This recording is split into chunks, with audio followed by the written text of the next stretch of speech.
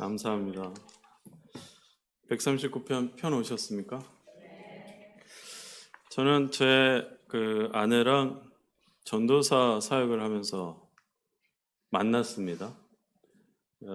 그때는 사귀지도 않았고 동역자로 전도사와 전도사를 이렇게 만났는데, 근데 항상 저한테 놀리는 게 있어요. 옛날에 해프닝이 한 번 있었는데, 제가 갑자기 찬양 자꾸 사진이 그렇게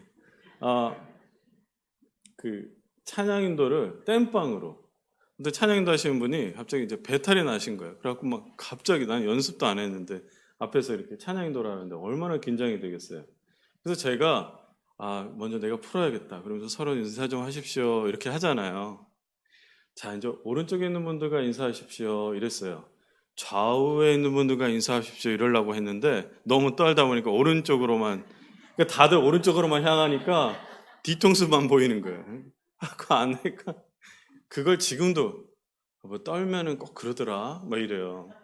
좌우에 있는 분들과 인사하시라고 꼭 얘기하라고. 좌우에 있는 분들과 인사하겠습니다. 오늘 하루 수고 많으셨습니다. 그럼 139편 말씀을 제가 들고 말씀을 전하는데요. 오전에는 하나님께서 모든 것을 아신다라는 부분으로 말씀을 했는데요. 오늘 그래도 139편 이 시편은요, 23편 또 1편 또 등등의 대표적인 다윗의 시 중에 하나입니다. 근데 오늘은 제가 이것을 가지고 하나님이 어떤 분인지 알아야지 우리가 회복이 되는 것입니다. 서로가 그분이 어떤 분인지, 무엇을 원하시는지 하나님의 기준으로 우리가 다가가야지 우리가 회복될 수 있는 것입니다. 그리고 하나님의 뜻대로 우리가 또 순종하며 살 수가 있는 것, 그게 바로 온전한 삶이다 라는 것을 전해드렸죠. 자, 1절부터 저랑 이제 교독을 하도록 하겠습니다. 여호와여, 주께서 나를 살펴보셨으므로 나를 아시나이다.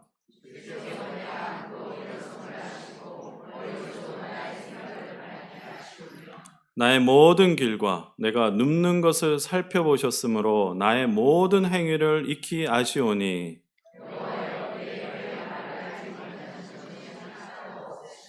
주께서 나의 앞뒤를 둘러싸시고 내게 안수하셨나이다.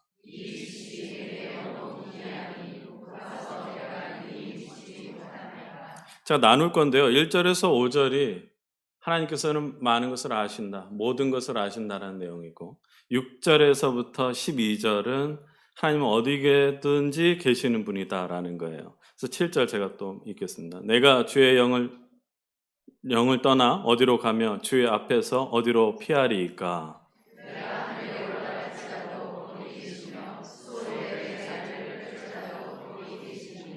내가 새벽 날개를 치며 바다 끝에 가서 거주할지라도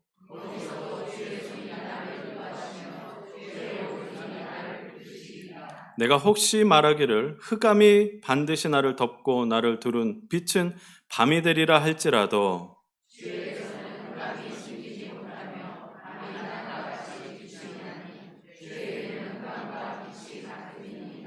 13절과 18절은 창조의 능력을 가진 하나님을 찬양하는 겁니다. 주께서 내 내장을 지으시며 나의 모태에서 나를 만드셨나이다.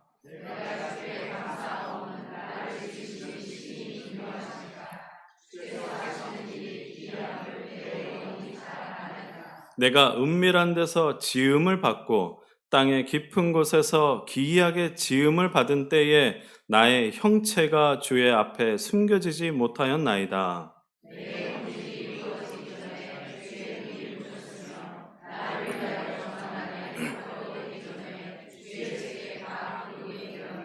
하나님이여, 주의 생각이 내게 어찌 그리 보배로우신지요, 그 수가 어찌 그리 많은지요.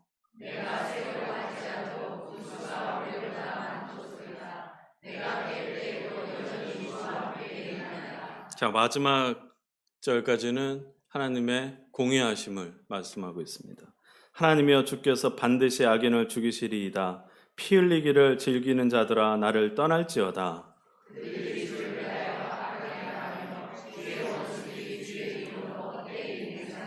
여호와여, 내가 주를 미워하는 자들을 미워하지 아니하오며 주를 치러 일어나는 자들을 미워하지 아니하나이까.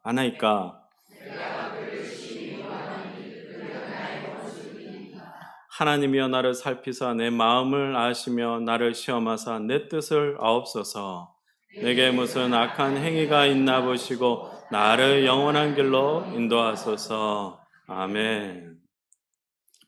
고백합시다. 이 말씀은 저를 따라해 주세요. 이 말씀은 하나님 말씀이며 내 인생의 정답이다. 이 말씀을 들을 때에 성령님이 여러분들 마음속에 그렇게 믿어지기를 주의 이름으로 축원합니다. 제가 이 미국으로 오기 전에 영국으로 잠시 유학을 떠난 적이 있습니다. 12시간 정도를 날아서 갔죠. 갔더니 처음에 너무 어색한 게 9시가 돼도 해가 안 떨어지는 거예요. 6월 정도가 됐었습니다. 그것부터 좀 그렇지만 또 낮에는 비가 내렸다가 햇빛이 쨍쨍했다가 정신을 못 차리겠더라고요. 그러다가 제가 먼저 유학을 했던 그 선배님이 저를 이렇게 좀 챙겨주셨는데 그분이 이제 이것저것을 이제 둘러보다가 밤에 딱 왔는데 달이 보이는 거예요, 달이. 그래가지고 와, 여기 영국 달, 야 대단합니다. 뭐 그랬어요, 나도 모르게. 그랬더니 야 달이 다 똑같지. 그랬더니 아니 여기 영국에서 보니까 이 달이 또 새로워 보이네요. 막 이랬어요. 이 마음이 이게 모든 게 다 다르니까 생소하고 어색한 거예요. 맨날 보였던 그 달도 어색해 보이는 거예요. 그러니까 그 한국에서 보던 것과 반가우면서도 달리 보이는 마음이 있더라는 거예요. 이게 떨어져 있는 거리는요, 심리적인 것도 작용을 한다고 합니다. 고향을 떠나서 사는 타향살이라도요, 서울에 있다가 대전에 사는 것도 이 기분이 다르고, 또 한국에서 미국으로 사는 거 이것도 다른 거죠. 잘못을 하고 되도록이면 더 멀리 도망치려고 하는 것, 이 사람이 왜 그런 심리일까요? 뭔가 거기서 잘못한 곳에서 멀리 떨어지면은 좀 마음이 좀 편할까, 그런 마음이 있다고 합니다. 이처럼 이 떨어져 있는 거리만큼 심리적인 마음의 거리도 조금은 멀어진다, 그런 말이 있더라고요. 우리가 한국을 떠나서 미국이라는 이 타국에 와서 살고 있는데 고향에서 떨어진 거리만큼이나 우리는 또 다른 모습으로 다른 마음으로 살고 있는 건 아닌가 모르겠습니다. 생활 환경도 다르고 문화도 다르고 언어도 다르기 때문에 당연히 한국에서와 같이는 다르게 살더라는 거죠. 저도 이것을 거치는 게 쉽지는 않았습니다. 그런데 한 가지 제가 느낀 점이 하나 있는데, 한국에서 신앙생활을 이렇게 하셨던 분들도 떨어진 이 거리만큼이나 다르게 신앙생활을 하는 분들이 계시더라는 거예요. 환경과 문화가 다르기 때문에 한국에서 믿었던 하나님과 미국에서 믿는 하나님이 달라진 걸까요? 하나님은 같으신 분인데 환경에 따라서 신앙생활이 달라진다면 오늘 이 다윗이 고백한 그 하나님에 대해서 다시 한번 생각을 해봐야 할 것입니다. 일단 우리의 달라진 모습을 생각을 해볼게요. 대개는 다 그런 말씀을 하십니다. 저에게 이민 목회하고 한국 목회는 다릅니다. 이렇게 얘기를 해요. 확실히 다른 것 같아요. 근데 말하자면 여기는 한국이 아니라는 말이죠. 전혀 다른 세계에 있기 때문에 여기에 어울리는 가치관대로 살아야 한다는 것이죠. 굳이 미국까지 와서 한국 생활의 패턴대로 살 필요가 없다는 것인데 거기에도 신앙생활이 포함되어 버린 거예요. 그러니까 저도 그런 게 느껴지는 거예요. 시애틀 성도의 어떤 문화도 다르고 애틀랜타 성도 문화 다르고 여기서도 신앙생활이 뭔가 이렇게 다르더라는 거예요. 이 물리적인 거리, 떨어져 있는 거리만큼이나 생활 환경의 변화 때문에 하나님을 다르게 섬길 수 있다, 그렇게 생각하는 것 같습니다. 다윗은 오늘 본문 7절에서 12절에서 우리가 달리 신앙생활을 할 수 있지만 하나님에 대해서는 달리 생각할 수는 없다라는 거예요. 하나님을 떠나서 피해서 갈 수 있는 곳은 없다고 말합니다. 우리가 잘 아는 요나 선지자는 성경에 말씀하기를 하나님의 얼굴을 피해서 도망치려고 했습니다. 하나님 말씀에 동의할 수 없기 때문에 하나님을 따돌리고 멀리 떠난다면 하나님도 쫓아올 수 없을 거다, 그렇게 생각을 했나 보죠. 오늘 이 8절에서 10절 말씀 잠깐 보겠습니다. 내가 하늘에 올라갈지라도 거기 계시며 수월에 내 자리를 펼지라도 거기 계시나이다. 내가 새벽 날개를 치며 바다 끝에 가서 거주할지라도 거기서도 주의 손이 나를 인도하시며 주의 오른손이 나를 붙드시리이다. 다윗은 사울 왕을 피해서 멀리 도망다녔습니다. 살아야죠. 되도록이면 멀리 도망갔습니다. 아무도 찾지 못하는 곳에 숨기도 했습니다. 다윗은 물리적인 거리, 사회적인 지위, 생활 환경, 그 도망치면서 모든 게 다 달라져 버렸어요. 그러나 다윗이 깨닫고 감사하며 찬양한 것은 항상 거기에 하나님이 계시다라는 거예요. 거기에 계시는 하나님은 다른 하나님이 아니라는 거예요. 어릴 적 찬양했던 그 하나님, 내 머리에 기름 부음을 주셨던 하나님, 골리앗과 대면했을 때에도 나를 보호해 주시고 나와 함께 하셨던 하나님, 내가 믿었던 하나님, 동일하게 거기서도 계신다는 것을 다윗은 그것을 깨달은 것입니다. 여러분, 우리가 떨어져 있습니다. 뭐든 떨어져 있습니다. 마음도 그렇고. 그러나 하나님은 여기 바로 여러분들 안에 계신다는 것입니다. 우리가 한국에서 미국에 떨어진 만큼이나 사회적 지위나 책임이 변했습니다. 먹고 사는 생활 환경이 큰 차이가 있다고 해서 내가 만났던 그 하나님을 잊고 다르게 하나님을 찾고 있다면, 다른 이 가치관으로 하나님에 대해서 만나고 있다면 우리는 다시 생각을 해야 하는 것입니다. 우리가 비행기 타고 지구 반대편으로 왔다고 해도 하나님은 이곳에서 동일하게 나와 함께 계시며 우리의 모든 것을 알고 계신다는 것을 믿어야 합니다. 그래서 성경에서 그 표현이 어려우면서도 또한 꼭 믿을 때마다 은혜가 되는 단어 하나 있어요. 신실하다는 말. 하나님은 항상 거기 계시다라는 것. 변하지 않으신다는 것. 약속을 꼭 지키시는다는 것. 우리가 어디에 무슨 형편에 처하든지 하나님 아버지는 우리 곁에 항상 계시고 지키고 은혜를 베푸십니다. 그리고 오늘 말씀에 보니까 10절에 강조하는 것이 있는데 하나님 아버지의 손이라는 거예요. 그냥 손도 아니고 오른손으로. 이 성경의 오른손은 강력한 손입니다. 붙드시는 손입니다. 이게 얼마나 큰 위로가 되는 말씀입니까? 어느 한 랍비가요, 이렇게 한 아이를 만났어요. 장난을 치고 싶은 거예요. 그래서 사탕을 하나 주면서 내가 질문하는 거 하나 대답을 하면 내가 이거 사탕 줄게 그랬어요. 그래서 뭐 질문하실 건데요? 그러니까 하나님은 어디 계시니? 하나님 어디 계신지 알려주면 내가 이거 사탕 줄게 그랬어요. 그랬더니 그 아이가 뭐라고 하냐면, 선생님 제가 한 가지 질문만 해도 될까요?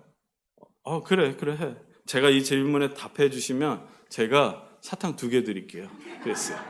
그래, 뭔데? 그랬더니 선생님 하나님께서 안 계시는 곳이 어딘지 말해주세요. 네, 그런 거예요. 여러분, 세상에서 하나님 계시지 않는 곳 없습니다. 오전 시간에 우리는 하나님 모든 것을 아신다라는 하나님의 그 전지하심에 대해서 말씀을 나눴습니다. 이 저녁 시간에 첫 번째로 말씀드리고자 하는 것은 하나님은 모든 곳에 계신다는 무소부재하시다. 이것을 나누려고 합니다. 제가 오전에도 말씀드렸죠. 하나님은 땡땡땡땡. 제가 성경 공부하는 거 아닙니다. 이것은 우리가 익히고 그리고 내 안에서 체험이 되어야 하는 것입니다. 하나님은 언제 어디 곳에 계신다는 그 편지해 계신다라는 그 하나님에 대해서 고백해야 합니다. 그리고 하나님의 손, 오른손도 고백하고 있는 것입니다. 저는 여기서 계신다 그것을 아는 게 아니라 그냥 계시는 게 아니라 그 손으로 붙들고 계시는구나. 나를 붙들고 계시는구나. 그것을 알아야 한다는 거예요. 구체적으로 내가 누구의 손에 거기에 어떻게 움직이시는지 확신하면서 그렇게 다윗은 살았던 것입니다. 내가 지금 어디에 있는지, 어떤 형편에 있든지, 지금 내 상황이 어떻게 급변하고 있는지, 그렇지만 주님의 손이 나와 함께 하시는구나. 9절에 보니까 새벽 날개를 치면서 날아간다고 합니다. 이 새벽의 시간은 아주 급변하는 시간이에요. 새벽에 기도하다가 제가 밖을 보면은 갑자기 해가 탁 떠 있습니다. 어둠이 물러가고요. 갑자기 아침이 밝아오는 시간이죠. 새벽은요, 예상할 수 없는 상황이 갑자기 찾아오는 거예요.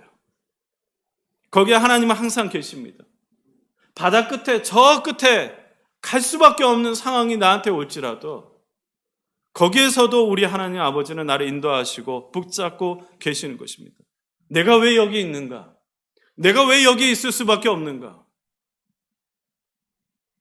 그러나 우리는 그 이유보다 더 감사하고 행복해야 하는 것은 그럼에도 불구하고 나는 하나님과 있구나. 하나님 내 손을 붙드시는구나. 그래요. 나는 이유를 모르지만 하나님이 붙드시니까 하나님 뜻이 있으시겠죠. 하나님이 계시니까 그 뜻대로 해주십시오. 이 8절에 보니까 스올이라고 하는데 여기는 죽은 자가 가는 곳입니다. 죽은 자가 가는 곳을 스올이라고 말을 해요. 여기는 더 이상 소망이 없는 곳이라겠죠. 오직 고통만 있는 곳입니다. 비록 내가 그와 같은 지경에 있을지라도 거기에 아버지의 손이 있다는 것을 다윗이 경험한 것입니다. 소망이 없는 곳에 갈지라도 누구에게나 거기가 있습니다. 누구에게나 거기로 가야만 하는 상황이 있습니다. 누구에게나 그런 처지에 놓일 수밖에 없을 때가 있습니다. 누구에게나 무너진 소망이 생길 때가 있습니다.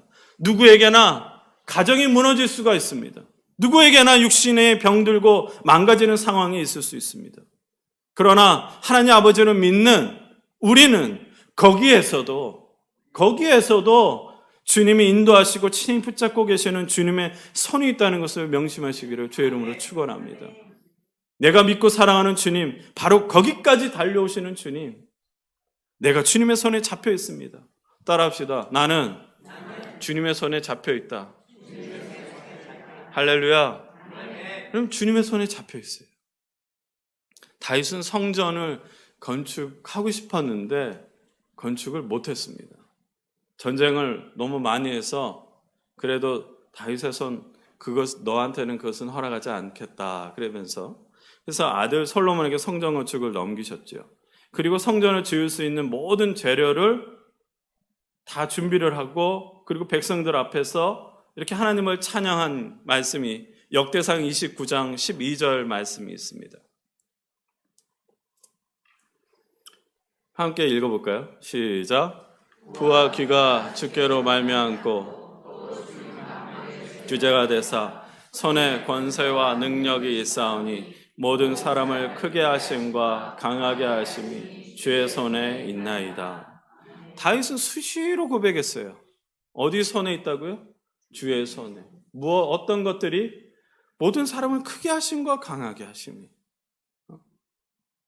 그에게는 찬양할 뿐이에요. 비록 성전을 못 짓고 하고 싶잖아요. 이루고 싶잖아요. 과업으로 인해서 칭찬 좀 받고 싶잖아요. 또 한편으로는 억울할 수도 있어요. 그렇지만 그는 그래도 주의 손에 달려있구나. 그거에 다 순종한 것입니다. 예레미야 18장 6절에도 이런 말씀이 있습니다.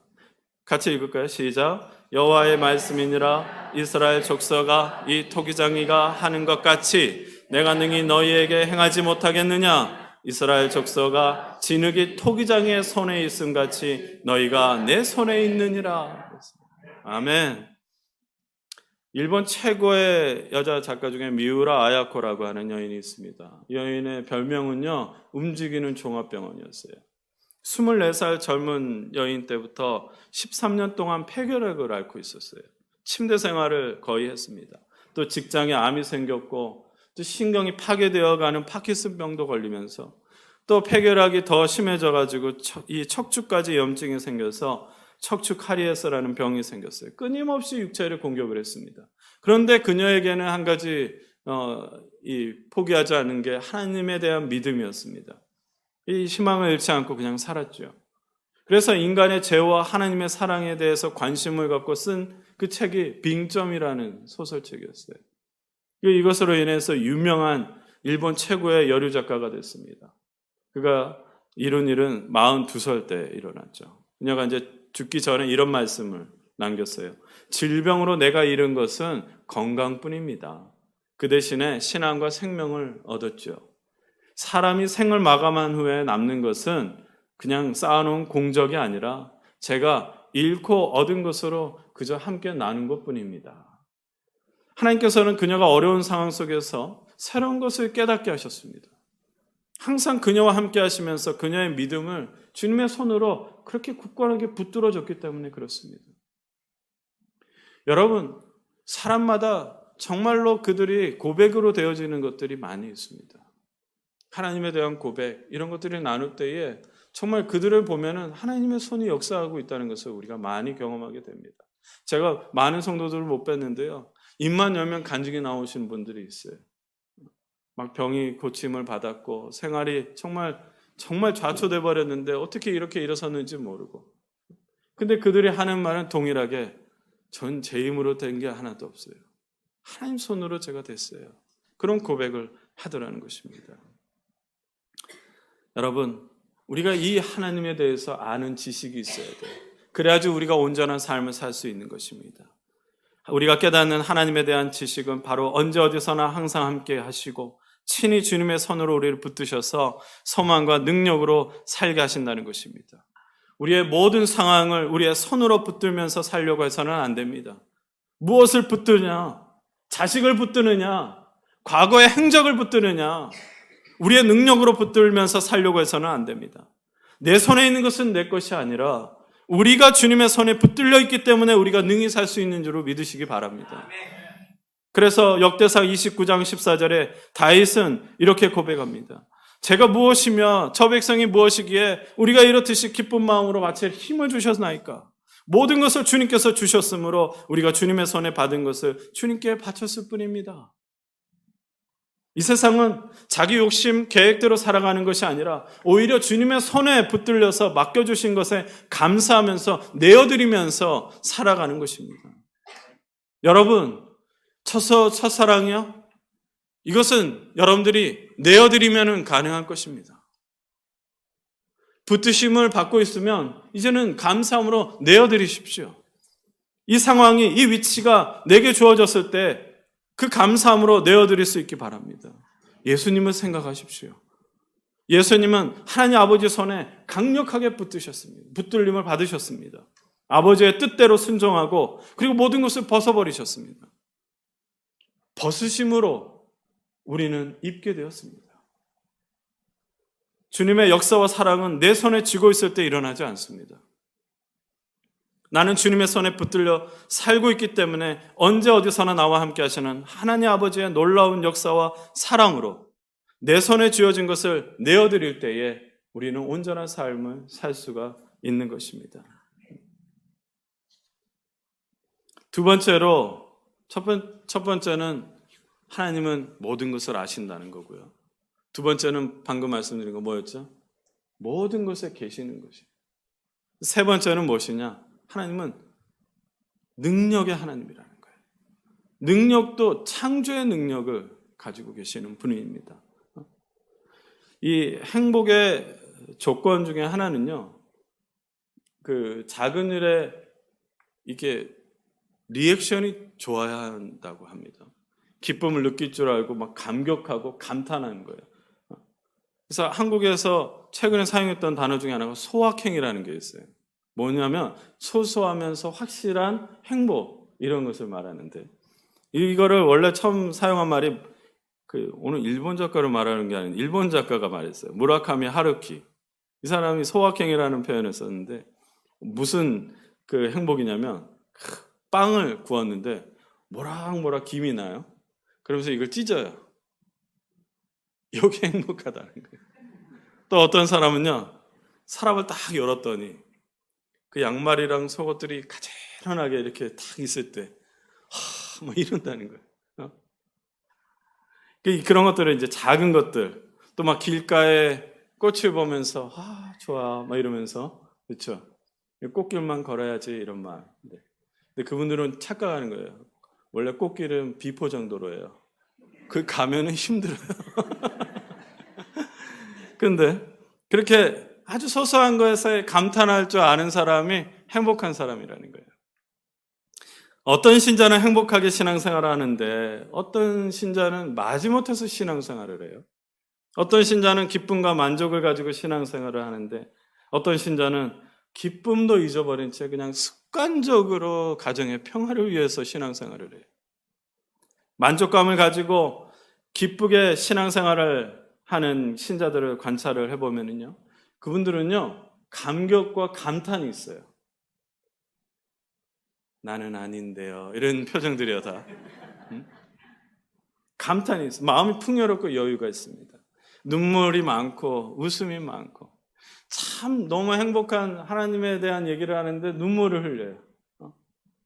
이 풍부한 사람이죠. 하나님의 작은 손길에도 막 두 손을 안 둘 수가 없는 거예요.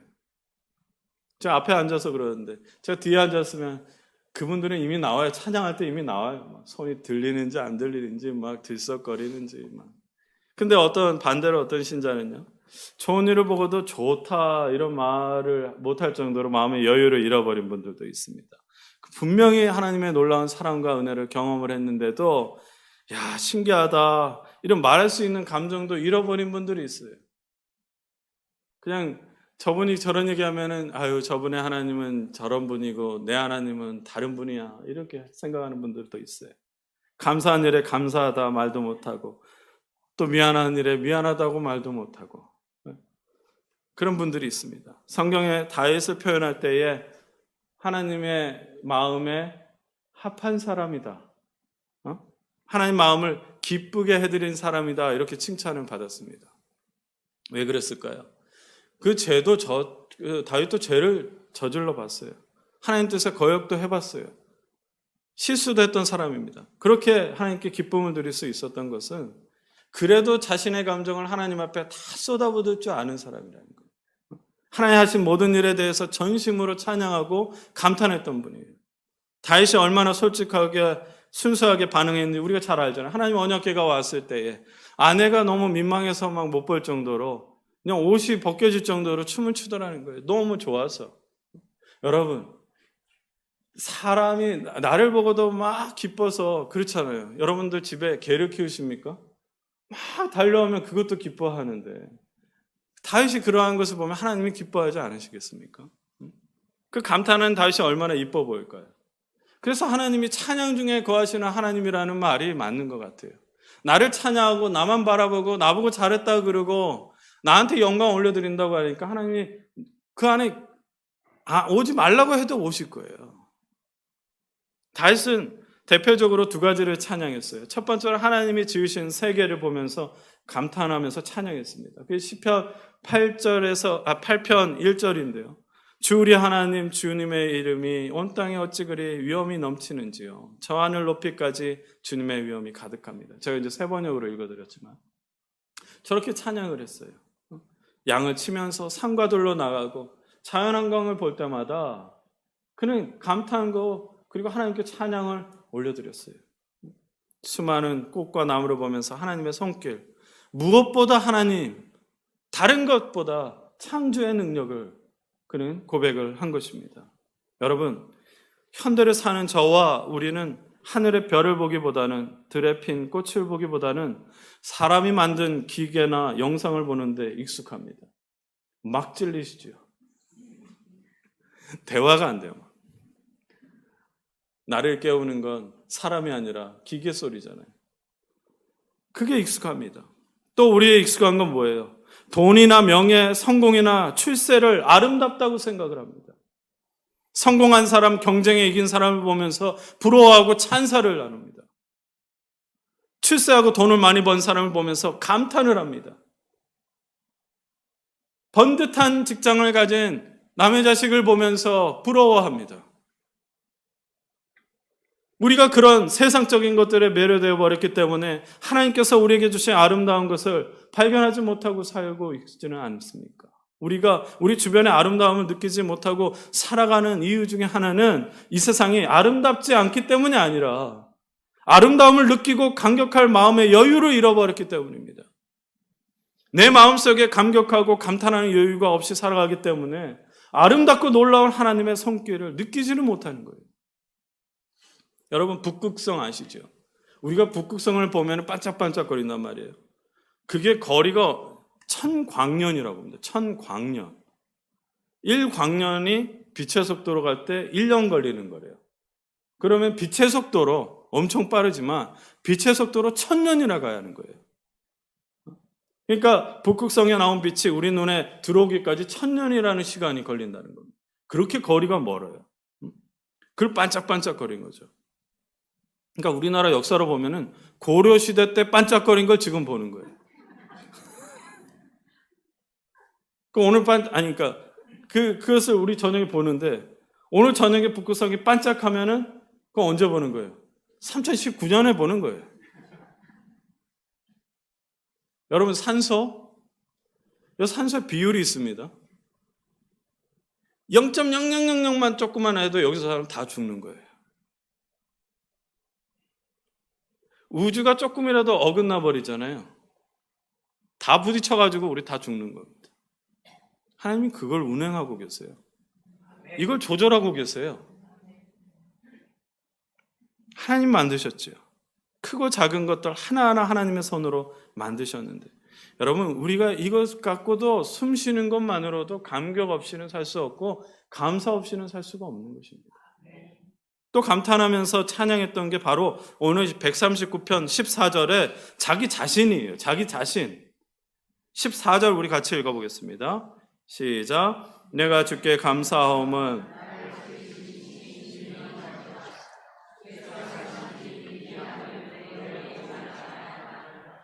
아멘.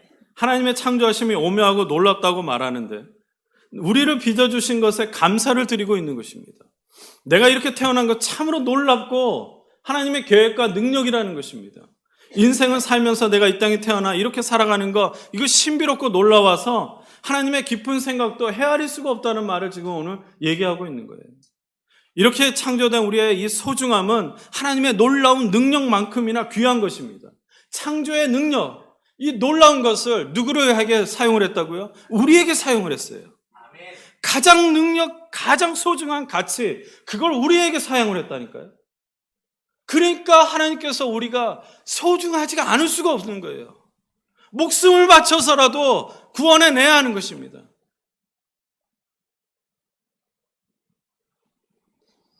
하나님이 창조하셨다는 말을 다른 말로 빚으셨다 이런 말이 있어요. 토기장이가 그릇을 빚으셨다라는 것처럼.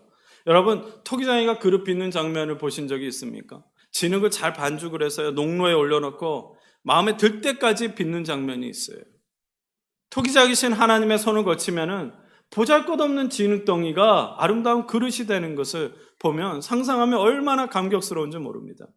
하나님은 우리를 하나를 지으시기 위해 절대로 포기하지 않으십니다. 계획 없이 대충 만드신 것도 아니라는 말이에요. 그 빚으셨다는 말은. 또 토기장이라는 그 말에서 진흙을요 안 버리세요. 잘 안 빚어지면 그 진흙을 다시 쓰신다고 그래요. 여러분들 그만큼 가치가 있는 분들입니다. 그 걸작품이 우리인데 15절 16절을 읽어보겠습니다. 15절은 남자 16절은 여자. 시작. 땅의 깊은 곳에서 기이하게 지음을 받은 때에 나의 형체가 주의 앞에 숨겨지지 못하였나이다.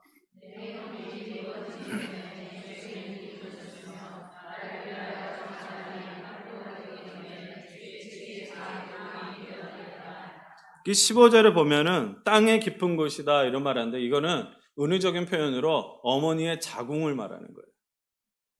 그 깊은 데에서 지음을 받을 때에 나의 형체가 주의 앞에 숨겨지지 않았다라는 것은 다 드러나면서 알고 계신다라는 거예요. 내 형질이 이루어지기 전에, 내가 형체가 이루어지기 전에 내가 이미 계획되고 여러분 마지막에 또 뭐라고 말을 하고 있어요? 주님의 책에 기록되었다. 이건 누구의 소유라는 말이에요? 하나님의 소유라는 것입니다. 여러분들이 그런 부분을, 여러분이 그러한 사람들이라는 거예요. 보고 있었다. 그것은 존재를 인정하고 소중히 여겼다는 말입니다. 다윗은 이것을 깨닫고 너무 놀라워서 감격한 거예요. 저절로 감탄이 나올 수밖에 없는 거예요. 그 정도로 내가 가치 있는 존재라는 것을 깨달았는데 얼마나 기쁘고 감사했을까요? 여러분 17절과 18절도 보겠습니다. 이것은 제가 읽어드릴게요. 하나님이여 주의 생각이 내게 어찌 그리 보배로우신지요. 그 수가 어찌 그리 많은지요. 내가 사려고 할지라도 그 수가 모래보다 많도소이다. 내가 깰 때에도 여전히 주와 함께 있나이다. 점점 나의 뜻과 하나님의 뜻과 계획을 깨달으면서 밀려오는 감격과 감탄은 이렇게 표현할 수밖에 없어요. 뭐라 말할 수가 없네요, 주님. 야, 정신을 차리고 내가 깨보니까 여전히 정리를 막 해보려고 해도 헤아릴 수 없고 복잡해서 도저히 감당할 수가 없다는 거예요. 그게 왜 그런지 아세요? 여러분, 오늘 하루 하나님의 계획이었어요. 그러면 어제는, 그저께는, 10년 전에는 헤아릴 수가 없어요. 어떻게 여기까지 왔지? 어떻게 여기까지 이렇게 됐지? 여전히 우리는 주님의 소유고 곁에서 인도하시고 보호해 주신다는 것을 우리가 깨달아야 할 줄로 믿습니다. 우리가 삭개오를 불러내셨어요. 삭개오를 불러냈는데 가장 인상적인 게 뭘까요? 이름을 부르시더라는 거예요. 삭개오는 주님을 보러 갔어요. 그런데 고개를 돌리고 삭개오야 내려와라 그랬어요. 삭개오가 첫 마디가 뭔지 아세요? 주님 이랬어요. 다시 만난 거예요. 나의 주님이 누군가를 알았던 거예요. 그 자리에서 정리가 된 거예요. 그러니까 주님이 뭐라 그래요? 이 집에 구원이 이르렀다 그랬어요. 구원이 다른 거예요. 나의 주님으로 그 전에 것을 다 그것도 잊고 살았었어요. 그러다가 돌아섰더니 주님이 절로 나오는 거예요. 여러분, 성경에 주님이 이름을 부르시는 거예요. 다 아시는 것처럼 물 길러온 그 여인네도 나 너 사정 다 알아. 그렇게 말해줘서 고마워. 숨기지 않고 다 얘기해줘서 고마워.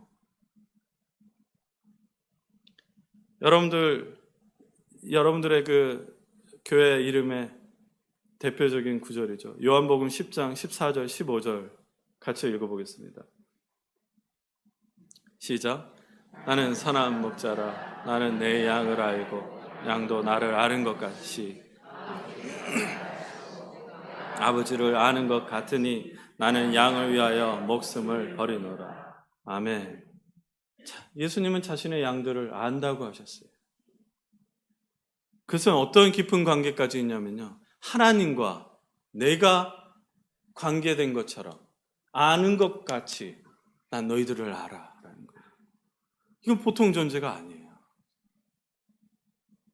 그렇기 때문에 나는 기꺼이 나는 나의 양들을 구원받기 위해서 내 목숨을 버릴 수가 있다라는 거예요.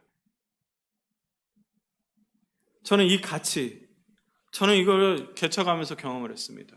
처음에 개척을 했어요. 저희 가정집에서, 이제 저희 집에서 아이들하고 이제 시작을 하죠. 항상 그렇지만 성도 없이 아이들하고 이제 예배를 드렸습니다. 그러다가 우연히 또 한 가정이 와서 예배를 드렸죠. 근데 우연히 노 부부를 만나게 됐습니다. 그 권사님이신데 목사님이 자기가 은퇴한다고 다른 교회 찾아보라고 그랬대요. 그래갖고 다른 교회를 찾기는 힘들고, 근데 물어물어 어떻게 했는데 이제 젊은 목사가 있다고 하는데 그냥 왔대요. 그래서 같이 예배 좀 드리면 안 되겠냐. 근데 그 권사님은 휠체어를 타고 계셨어요. 병환이 있어서 다리 한쪽을 끊으셨어요. 근데 저희 집은 2층이거든요. 그래갖고 그 한 가정 젊은 그 남편 그하고 저하고 휠체어를 이제 낑낑거리면서 올리고, 그리고 또 예배를 그렇게 드렸어요. 근데 어르신도 힘들게 오시죠. 근데 이게 마음이 너무 불편한 거예요. 서로가 막 미안해 하더라는 거예요. 그러나 이제 장소에 대한 뭐 그런 것들이 저에게는 어떻게 해야 하는가 했는데, 근데 한 번은 어느 그 집사님이 저에게 찾아오셨어요. 그러더니 선생님 예배 어디서 드리십니까? 그래서 예배 오시려고 그러세요? 교회 다니시는데? 아이고 오지 마세요. 그랬어요. 그랬더니 그게 아니고 저희 학원 하잖아요. 근데 선생님 저 집에서 하지 마시고 학원 쓰세요 그냥. 아 그래요? 아유.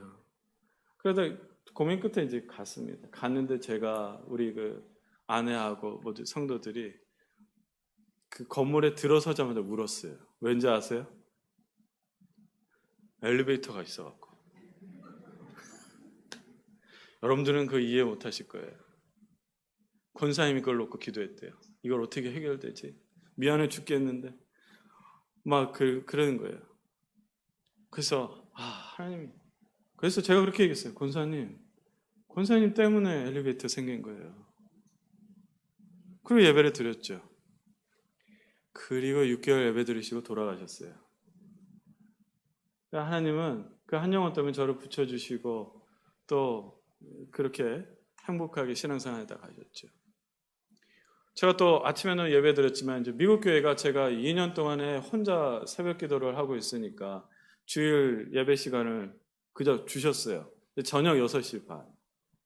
6시부터 쓰는데 6시 반에 예배를 드리는데 마음속에 확신이 없었어요. 누가 6시 반에 오는가 막 이런 마음이 항상 있었어요. 하나님은 한 영을 위해서 일하신다, 일 안 하신다? 일하세요. 한 젊은 부부가 찾아왔어요. 저희가 주일날 일을 해요. 근데 예배를 드리고 싶은데 저희 바로 앞에 아파트에 사는데 저녁에 불이 켜져 있고 한국말로 찬양 소리가 들려서 왔는데 예배가 이때인데 하나님이 우리 위해서 예배 시간을 이렇게 하셨나 봐요. 그랬어요. 저녁 예배 드리는 한국 교회가 없는 거예요. 그래서 제가 뭐라고 고백했을까요? 당신 부부를 위해서 주님이 우리에게 6시 반 이를 악물고 6시 반에 예배를 드리게 하셨나 봅니다. 그 부분은 하나님이 우리를 하시는구나. 그거에 고백을 드리면서 그 예배가 막 이렇게 많은 거 아니에요. 그냥 이렇게 듬성듬성 한두 가정에 예배 드리는 것 뿐인데도 그분들은 적극적으로 예배를 드리십니다. 제가 그걸 경험한 것이 그거예요. 제가 돌봄 사역을 한다고 백인 장님을 섬기면서 돌보고 있다고 그랬잖아요. 저는 또 그 훈련을 하고 있어요. 한 영혼에 집중을 해야 돼요. 한 영혼에 집중하는 게 이렇게 피곤한지 모르겠어요. 말은 한 영혼에 집중하고 한 영혼을 위해서 목회를 한다 그런다고 했지만 그 한 사람요 케어하는 것도 이렇게 피곤한지 몰랐어요. 여러분, 하나님께서 우리를 창조하셨습니다. 그리고 뱃속에서부터 우리를 알고 계셨고 계획하셨어요. 이사야 49장 16절에는 이 손바닥에 새기셨다고 그랬어요. 제가 아비가 돼 보니까요, 손바닥에 새겼다는 게 뭘 먹기만 해도요, 이건 큰 딸이 좋아하는데, 이건 둘째 딸이 좋아하는데, 제 손에 새겨져 있더라고요. 여러분, 우리 하나님이 여러분들의 이름을, 여러분들을 다 손바닥에 새겨 놓으셨어요. 아멘. 그러니까 여러분들 다른 생각하지 마세요. 그렇게 사랑받고 계세요. 마지막으로 공의로우신 하나님. 이게 19절에서 24절 마지막 부분입니다. 하나님은 공의로우신 분이라고 했는데 공의롭다라는 말이 뭘까요? 공의롭다. 이 말은 쉽게 말하면 그 안에서 균형이 있다는 말입니다. 균형. 한쪽으로 치우치지 않았다는 것입니다. 인간관계에서 가장 어려운 부분이 바로 이 균형입니다. 이 모든 사람은 치우치기 마련이더라고요. 똑같은 자식들인데도 치우치기가 조금 있어요.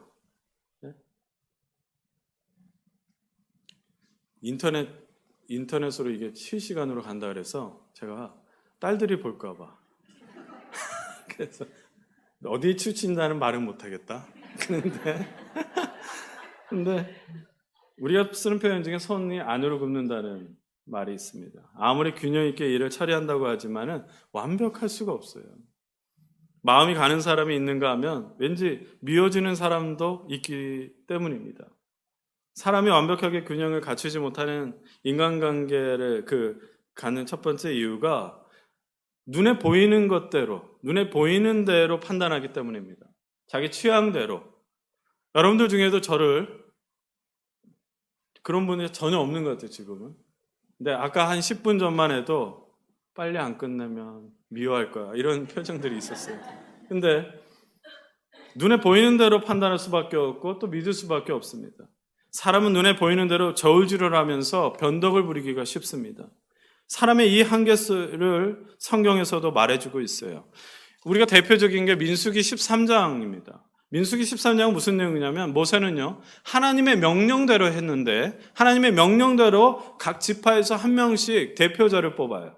그래서 가나안 땅을 정찰을 하고 오라고 말합니다. 누구의 명령이라고요? 하나님의 명령이었어요. 하나님의 명령. 정찰을 하라고 했어요. 그래서 40일 동안 12명의 그 대표자들이요, 그 땅을 둘러보고 이스라엘 백성들에게 보고를 합니다. 그 중에 10명이죠. 우리는 도저히 그 백성에게 올라가지 못할 겁니다. 그 백성은 우리보다 더 강합니다. 우리는 스스로가 보기에도 메뚜기 같지만 그들이 덩치가 크고 아주 화려한 도시를 이루고 있기 때문에 전쟁을 하면 안 될 겁니다. 그렇게 말을 해버리니까 인간 사회는요, 그 말 한마디가 어떻게 될까요? 잘못 퍼지겠죠. 소문의 소문이. 그렇죠? 이게 작은 일이 커져버리게 될 수도 있어요. 그러니까 모든 이스라엘 백성들은 12명 중에 10명의 보고를 믿을 수밖에 없어요. 그 결과가 뭘까요? 하나님은 진노하셨어요. 그들을 다시 광야로 돌려보냅니다. 하나님께서 모세에게 그 땅을 정탐하라고 하신 것은 그게 시험인 거예요. 보고 판단하라는 것이 아니었겠죠. 믿음의 사람들은 보고 판단하라는 것이 아니에요. 오직 하나님을 믿는 믿음으로 하나님이 말씀하신 것은 이루어진다는 것입니다. 저는 개척하면서 처음에 시험대에 올린 게 뭔지 아세요? 이 말씀이었어요. 되냐 안 되냐 그거였어요. 기다리면 하나님이 일하시느냐, 내 생각과 계획과 주변의 목사님들이 하는 대로 성경에는 써있지 않는 방법은 맞는 것 같은데 그러나 성경엔 기록되어 있지 않는가 해보자라는 거예요. 그게 저의 시험이었습니다. 사람은 이처럼 눈에 보이는 것에 치우치지만 하나님께서 치우치지 않으시고 균형을 갖추시는 분입니다. 하나님은 보이는 대로 판단하신 분이 아니세요. 만약 보이는 대로 판단하셨다면 우리는 가만히 둘 사람들이 아닙니다. 우리가 볼 수 없는 차원, 보이지 않는 모든 부분을 보고 계시고 판단하시는 분이에요. 그렇기 때문에 하나님은 특별히 한 사람 한 사람 모든 부분을 판단하시기 때문에 우리에게 있어서는 안 되는 감정이 하나 있는데 그건 억울함이에요. 하나님 앞에 억울해서는 안 되는 것입니다. 분명히 하나님은 우리의 모든 상황을 알고 계시고 조정하시고 선하고 아름답게 주관하신 분입니다. 제가 자주 하는 영어, 우리 아이들한테 자주 하는 말이 있어요. God is good. 그러면 걔네들이 뭐라고 해야 할까요? All the time이에요. 그럼 제가 all the time, God is good. 잠언 15장 3절에 주님의 눈은 어느 곳에 있든지 악한 사람과 선한 사람 모두 지켜보신다라는 거예요.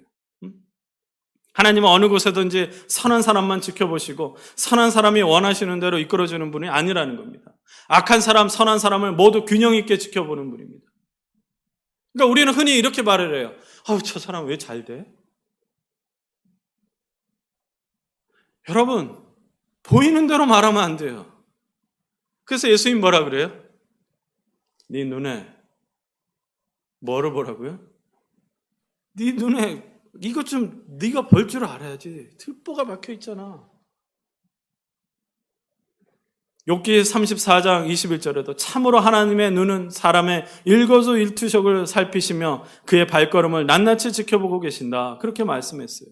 예레미야 17장 10절에도 각 사람의 마음을 살피고 심장을 감찰하시며 각 사람의 행실과 행동에 따라 보상하는 이름 바로 주님이시라는 거예요. 성경을 읽으면 종종 여호와께서 보시니 좋았더라 그런 것도 있지만 여호와께서 보시기에 악하였더라 이런 표현이 있어요. 하나님의 기준은 우리와 다르다는 것을 알 수 있습니다. 기준에 보시는 것은 선한 것과 악한 것이라는 거죠. 대부분 자기 자신 보기 좋아하죠. 거울입니다. 거울로 이렇게 그래서 만들었어요. 자신이라고 보려고. 사람들은 그 자기 자신을 보는 것을 참 좋아해요. 그러면서 또 뭘 원하냐면은 자기를 꾸며보면서 남이 어떻게 나를 보는지 그렇게 관심을 가집니다. 그러시죠? 저도 그래서 새벽에 좌우에 있는 분들과 인사하십시오. 그걸 말을 못 하겠더라고요. 저도 아까 영상을 보니까 저도 탱탱 부었는데 깜짝깜짝 놀라서 잠에 깰 수는 있지만 지금은 좌우에 있는 분들과 인사할 수 있으시죠? 왜 그랬겠어요? 잘 꾸미셨잖아요.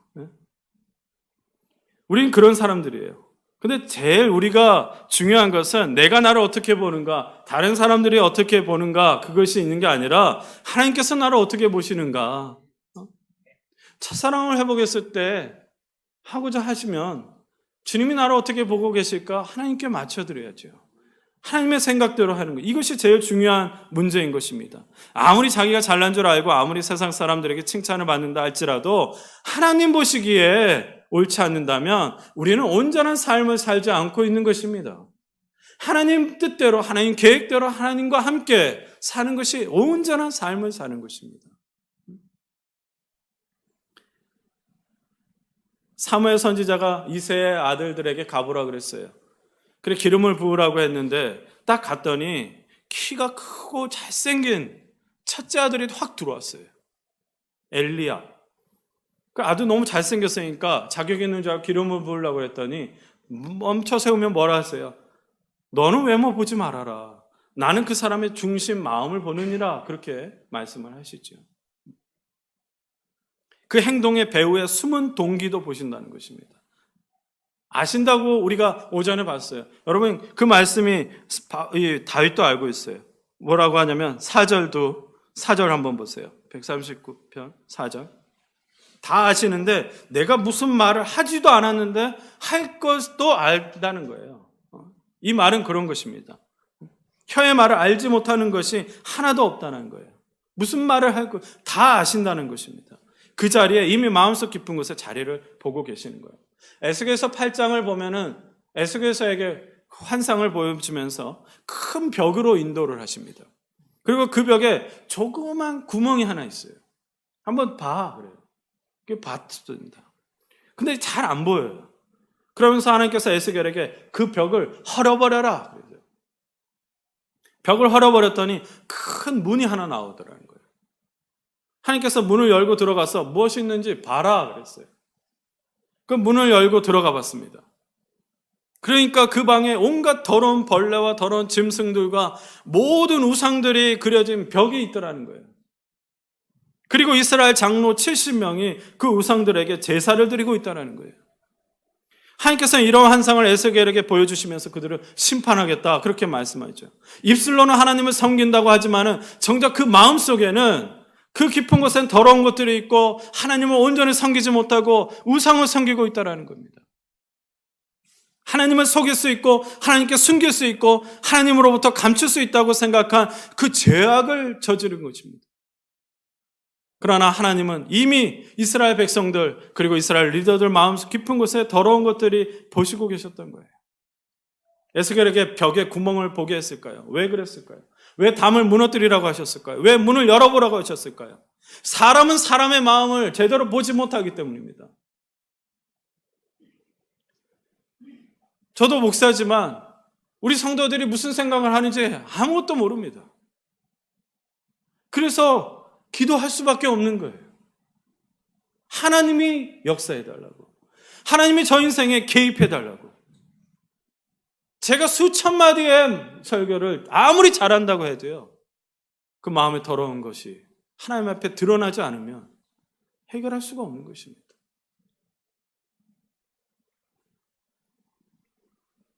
이런 눈으로 하나님께서는 우리를 각자 감찰하십니다.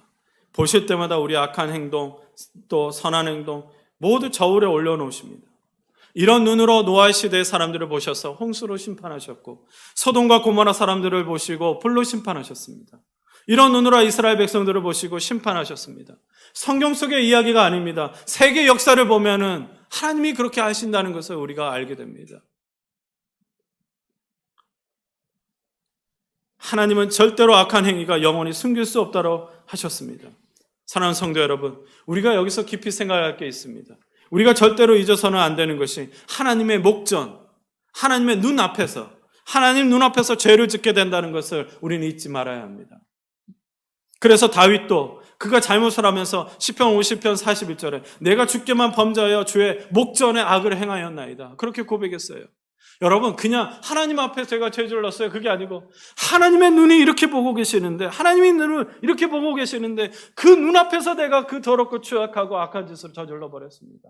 그렇게 회개한 것입니다.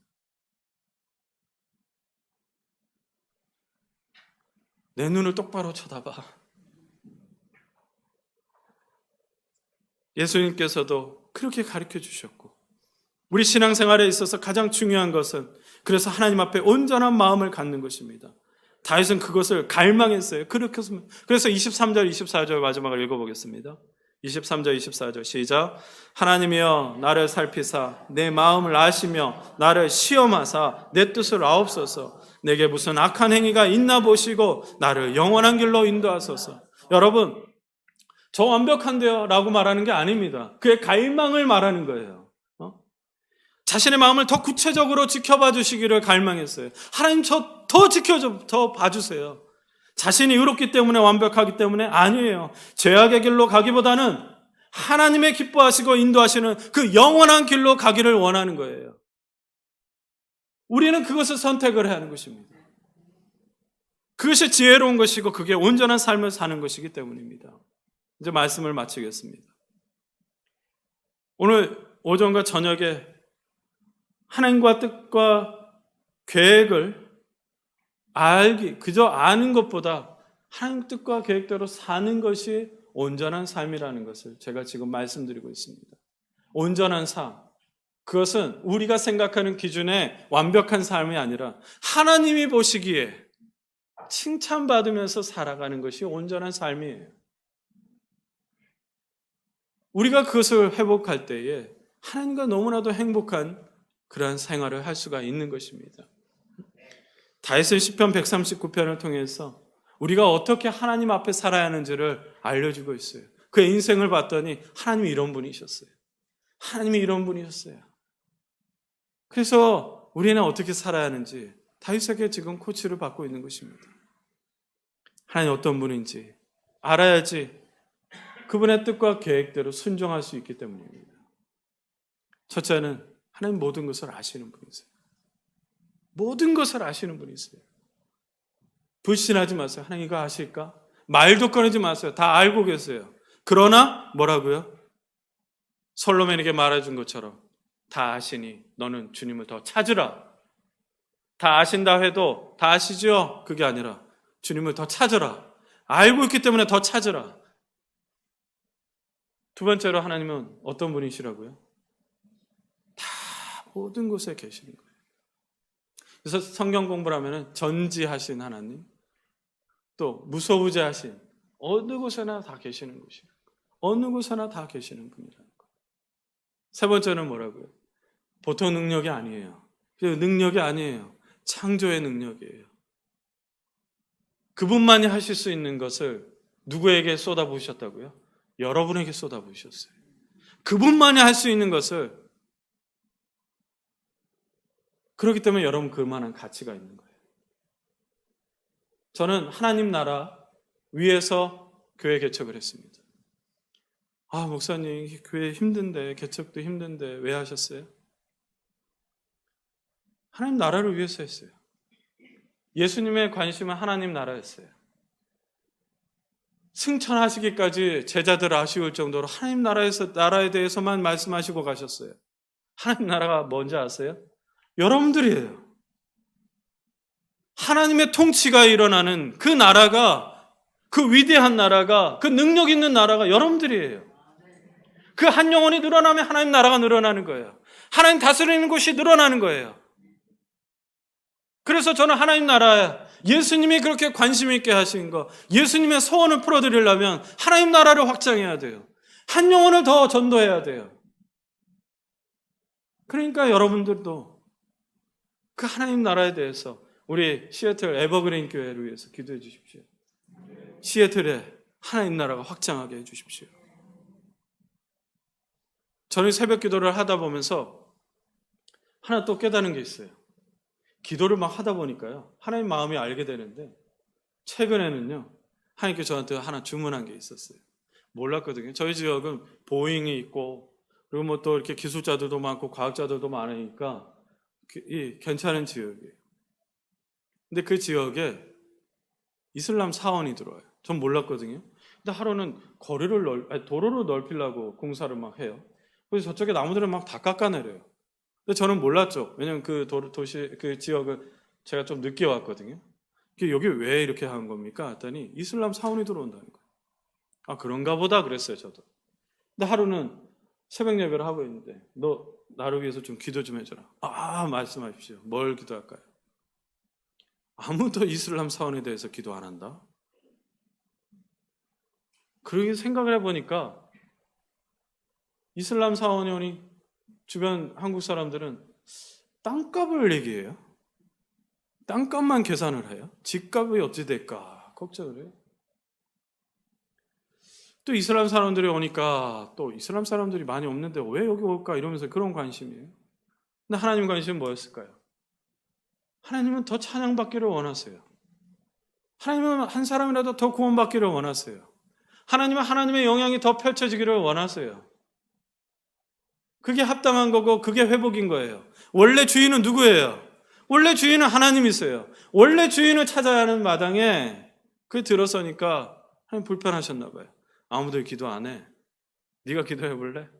하나님 뭐 행정이나 뭐 저 나무까지 다 깎아버렸는데 어떻게 기도할까요? 마음대로. 그래서 제가 마음대로 기도하고 있어요. 제가 그럴 때 제가 개척하면서 제가 이렇게 또라이 짓을 많이 할 줄은 몰랐습니다. 그런데 그게 능력이 그 결과가 어떻게 될지 저는 그게 기대가 되면서 막 힘차게 됩니다. 혹여라도 서류가 하나 빠지게 해주십시오 이렇게 기도도 하고 그 밑에 그런 얘기를 들었어요. 그 밑에 지하수가 있다거나 습지가 있다거나 이러면은 또 그 건물을 못 들어선대요. 그러니까 좀 지하수가 터지게 해달라고 기도할까 이렇게 계속 그렇게 기도하고 있는데 그리고 새벽마다 하나님하고 또 이렇게 재미있게 기도하고 있습니다. 기도해 주십시오. 하나님 나라는 하나님 것은 다시 찾아져야 합니다. 하나님은 그렇게 다 쏟아부으셔갖고 그 창조의 능력을 다 다른 거에게 부어준 게 아니고 우리한테 부어주셨는데 그렇게 사랑을 부어주셨던 그 영혼들은 하나님 다시 찾으셔야 돼요. 그러니까 예수님은 회개하고 돌아서라. 하나님 나라가 임하였도다. 다시 찾을 때가 왔다라는 거예요. 다시 주인이 왔다라는 거예요. 여러분 여기도 그렇고 시애틀도 그렇고 LA도 그렇고 이렇게 하나님 나라가 늘어나기를 바랍니다. 그래서 한 영혼이 귀한 것인 줄 믿습니다.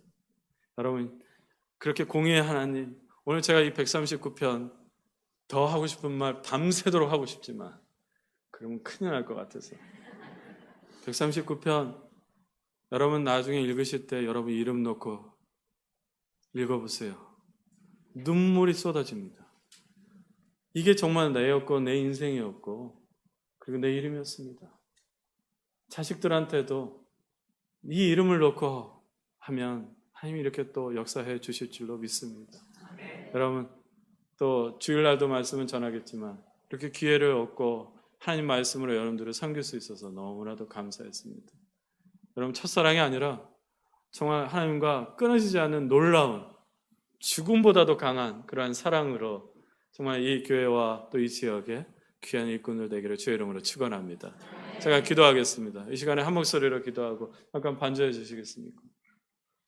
여러분 이 시간에 각자의 마음에 감동이 되고 또 주어진 말씀들이 있고 다 기억은 안 나지만 어떤 주신 말씀이 있고 아니면 하나님은 내게 뭘 원하시는가 하는 마음도 있을 줄로 압니다.